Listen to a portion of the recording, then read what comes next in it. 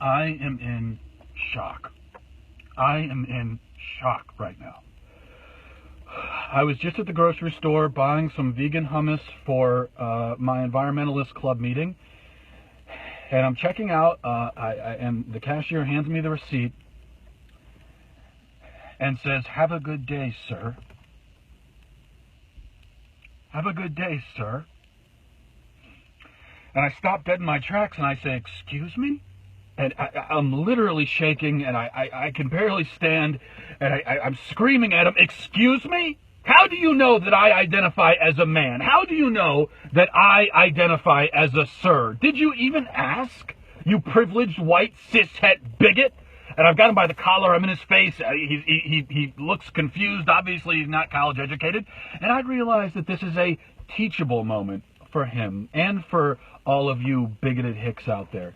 That before you begin any exchange with someone, in order to not make assumptions, you should begin by saying, "Hello, generic entity. Please inform me as to your personal gender identity, so that I may proceed to communicate with you in a manner that will not traumatize you, or victimize you, or otherize you, or delegitimize you, or vaporize you.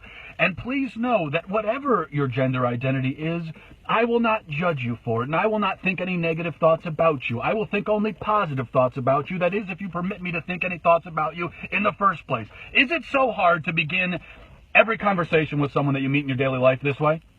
I don't think so.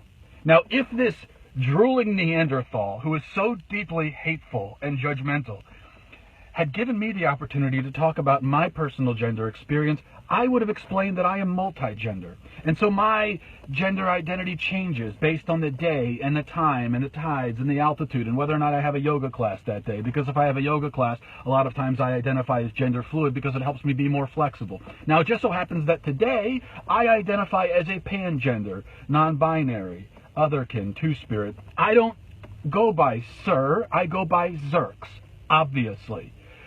My identity is free. My identity is not beholden to chromosomes or DNA or genetics or any of those other superstitions. My entire biological framework is like clay. It's putty that is molded by my emotions. This is just science, okay? And I am so sick of this bigotry and intolerance that I went to that cashier's manager and I informed him that his employee is a sex offender because he offended me with his ideas about sex. I didn't stipulate that last part, but I didn't think it was necessary. The manager indicated that this person would be fired, thank God. Just take this as a lesson. Don't misgender and mislabel people. I survived this encounter, but the next person may not.